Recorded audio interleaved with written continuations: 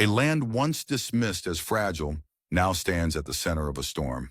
Burkina Faso, a country landlocked, scarred by colonial weight, long treated as dependent, has lit a signal fire. At its heart is a young soldier president, Ibrahim Traoré, who is weaving a pact that stretches far beyond his nation's borders. This is no ordinary agreement. It is a whispered alliance with Pakistan and Saudi Arabia, a partnership of discipline, wealth, and strategy. For a people who once marched under foreign command, the image is striking. African soil meeting Asian steel, Gulf treasure fueling West African defiance. What begins as training and funding could reshape the balance of power across Africa and the Muslim world. But is this truly a road to sovereignty, or a gamble that will bring new chains? Will this rising voice of a small nation inspire others, or trigger isolation and confrontation? Do not look away. What comes next could redraw the map. Subscribe now and stand with the story as it unfolds. Burkina Faso has long been spoken of as vulnerable, a nation beset by insurgency, shaken by political turnover, pressed by foreign powers. Yet in the heart of West Africa, a shift has begun. Under the steady yet youthful command of Ibrahim Traoré, a vision has taken form, to turn a fragile army into a disciplined, sovereign force. That vision has led him to two unlikely yet potent partners, Pakistan and Saudi Arabia. The choice of Pakistan is not accidental. For decades, Pakistan's military has been known for its discipline, rigorous training, and hard-earned experience in conventional and unconventional warfare. From the harsh mountains of the north to peacekeeping operations abroad, Pakistani soldiers have carried a reputation for organization and resilience. To Traoré, the lessons of Pakistan's army are more than drills. They are seeds that could germinate into a future where Burkina Faso's forces are no longer fractured or dependent. Young recruits from Ouagadougou and beyond are set to undergo instruction that mirrors Pakistan's own cadets. Dawn till dusk, discipline is hammered into every routine. The emphasis is not only on strength, but on order.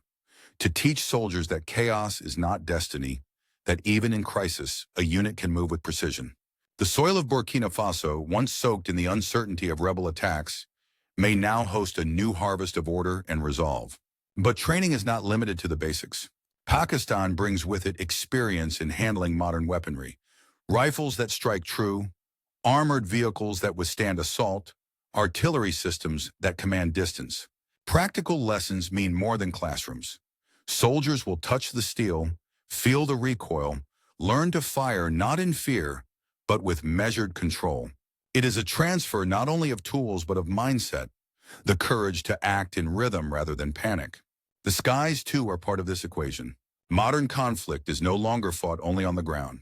Pakistan's mastery of drones, surveillance, and air defense provides a new horizon for Burkina Faso. In an age where wars are often won by eyes before bullets, this knowledge is power. With every drone flight and radar sweep, Burkina Faso may move closer to securing its skies against threats both domestic and foreign. Beyond the battlefield lies the invisible realm of psychological warfare and intelligence. Soldiers are not taught only to shoot. They are taught to think, to sense, to win hearts among their own people while outsmarting those who seek to destabilize. Gathering intelligence, understanding an opponent's mindset, and timing responses with precision, these lessons may one day mean the difference between collapse and endurance. And yet none of this can function without the quiet strength of logistics. Here too, Pakistan shares its hard-won lessons. How to move supplies across rough terrain. How to keep units fed, armed, and mobile. How to transform a force from idle to battle-ready at a moment's notice. These are the arteries of an army, often unseen, but vital to survival. Together, this training is not presented as charity. It is presented as partnership. Traoré has chosen not to beg for aid, but to forge a road where his country's soldiers stand taller, more organized, more sovereign.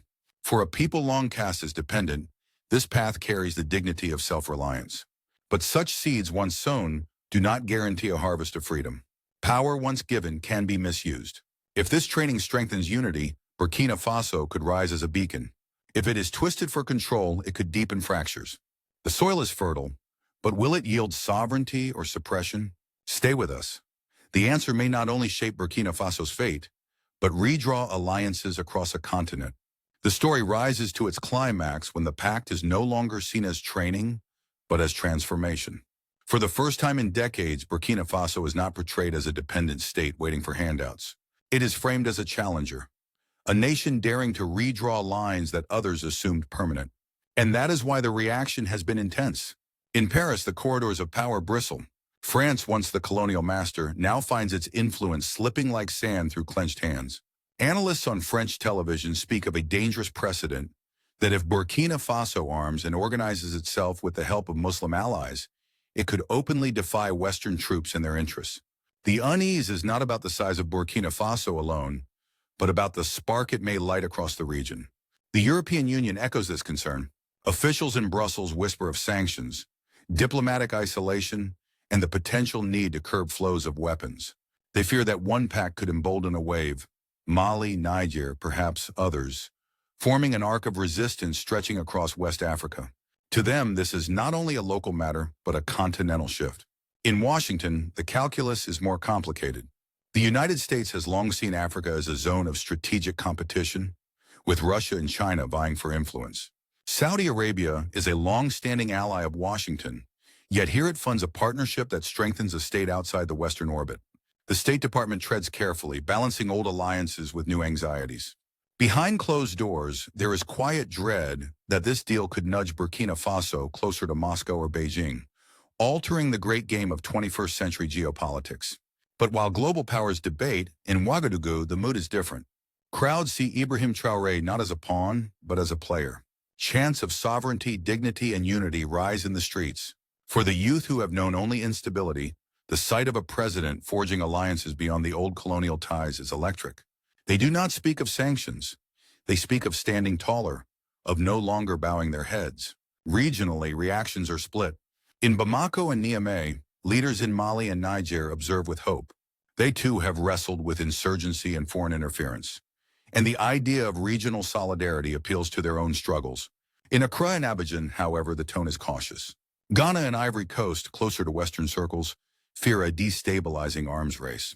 They question whether Burkina Faso's gamble will bring security or ignite rivalry across fragile borders. The media amplifies these divides. In African outlets, headlines describe a revolution of partnership, a small nation daring to defy giants. In Western newspapers, the words are heavier: risk, instability, threat. Once again, Africa's story is told with contrasting voices, one echoing hope, the other suspicion. At the heart of it all lies a single paradox. To some, this alliance is a declaration of independence. To others, it is a provocation, a red flag that invites pressure, sanctions, even covert interference. The same seed of change is hailed as harvest or as hazard, depending on who looks upon it. And so the climax is not a single moment, but a widening storm, where hope and fear, pride and anxiety, sovereignty and suspicion collide. Burkina Faso, under Traoré's hand, is both celebrated as a pioneer and targeted as a rebel. The nation walks a road both promising and perilous, watched by allies and adversaries alike. Will this bold step carve a path to unity and independence, or trigger the isolation and retaliation of great powers unwilling to yield control?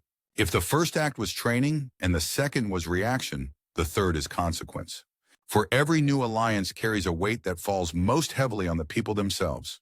In the streets of Ouagadougou, the talk is not of geopolitics, but of survival. Parents wonder if their children will finally grow up in safety, free from the constant threat of raids by armed groups. Farmers in the north ask whether secure roads will allow them to bring their harvest to market. Traders hope that a stronger army will mean fewer blockades, fewer lost shipments, fewer nights haunted by gunfire. In a land where daily life has been scarred by insecurity, the promise of order is not abstract. It is urgent, tangible, almost sacred. Yet the same promise carries risk. A stronger army could mean greater protection for the people, but it could also mean greater power in the hands of those who govern. For every rifle and drone handed to soldiers, there is a question whispered: will this power serve the people or control them?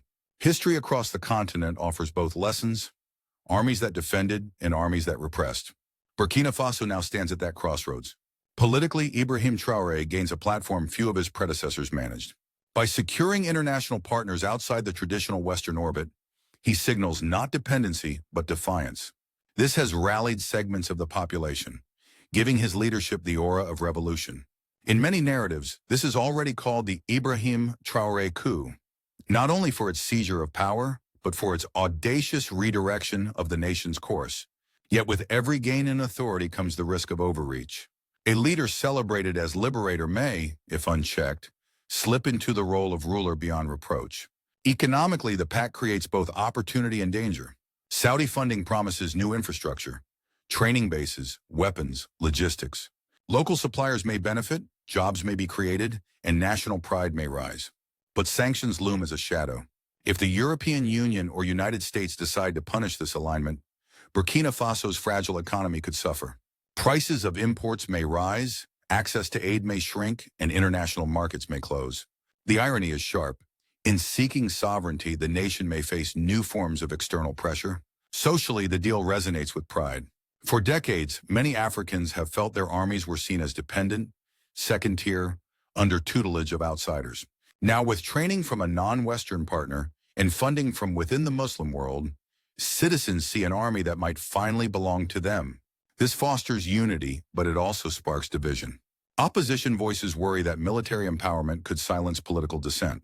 Civil society groups caution that without transparency, new weapons and training could be turned inward. And so the consequences are layered. For the people, there is hope of security. For the government, there is strength of legitimacy.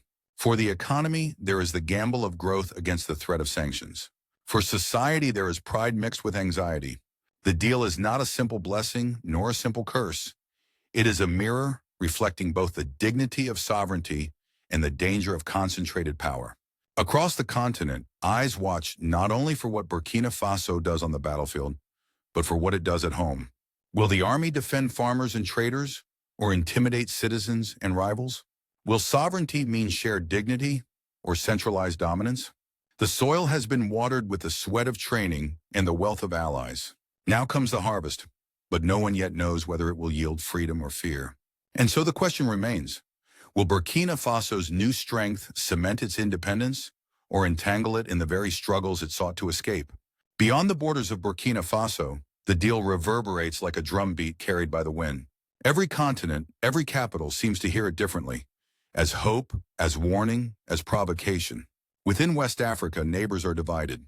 Mali and Niger, bound by their own battles with insurgents, see in Traoré's move a glimmer of possibility.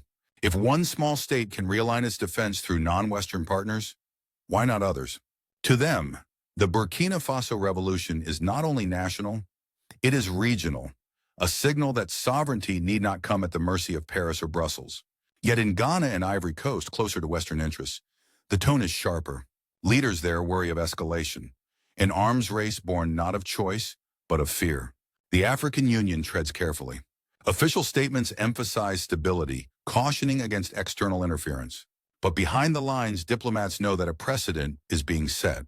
If Burkina Faso secures backing from Pakistan and Saudi Arabia without collapse, it will embolden others to diversify their alliances, a challenge to the old patterns of dependence. In Europe, the reaction is tense. The European Union fears the erosion of influence in a region long tied by colonial history and economic partnership.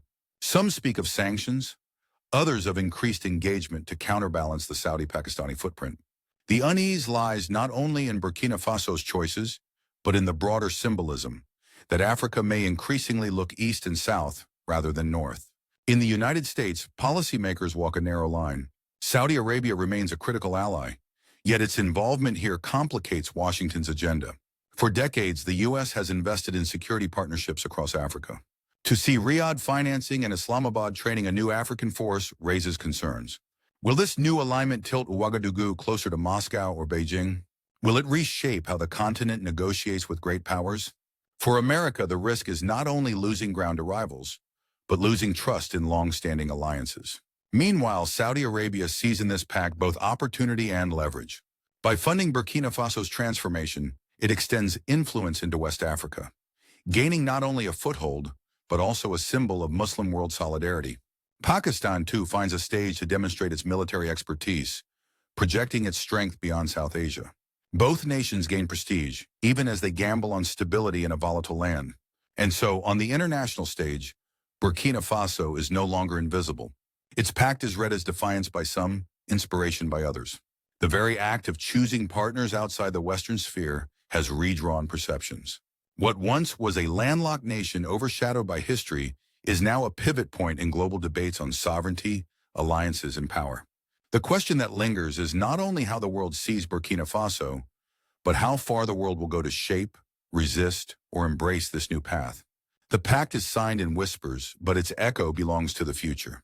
What lies ahead for Burkina Faso may be read as two diverging roads, one paved with dignity, the other with danger.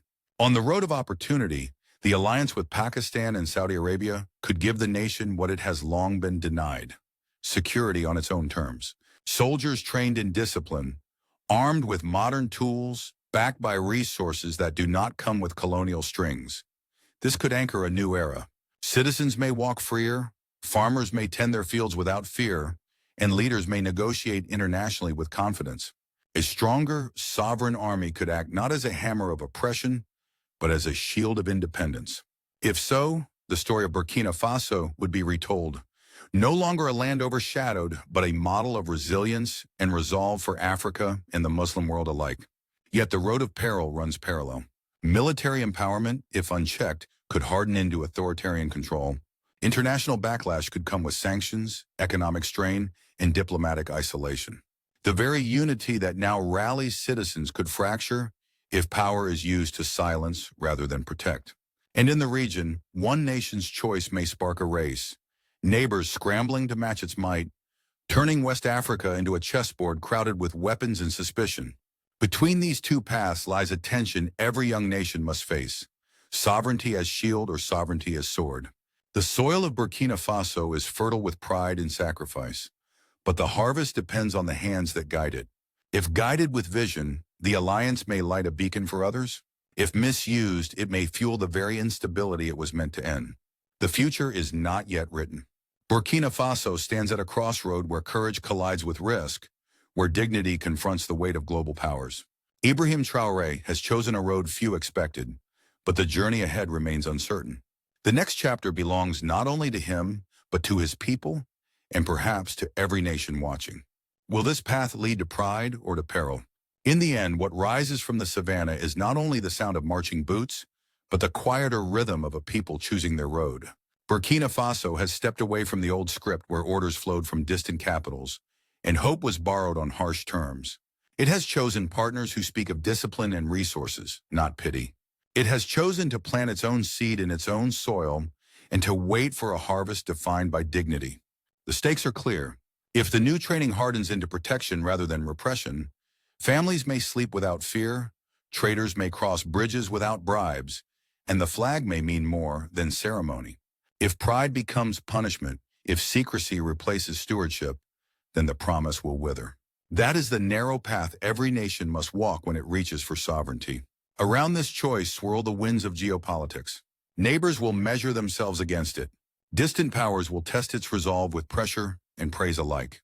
Yet no sanction can teach a child to read, and no speech can till a field. Only order, competence, and legitimacy can do that. The work is patient, unglamorous, and essential. It is the work that turns a wave of headlines into a chapter of history. This story began with a young leader and a wager on partnership. It now belongs to citizens who must hold that leadership to account, and to soldiers who must remember they carry the shield of the people, not the sword of a faction. If they succeed, the phrase Ibrahim Traoré coup will fade into the background while the substance remains.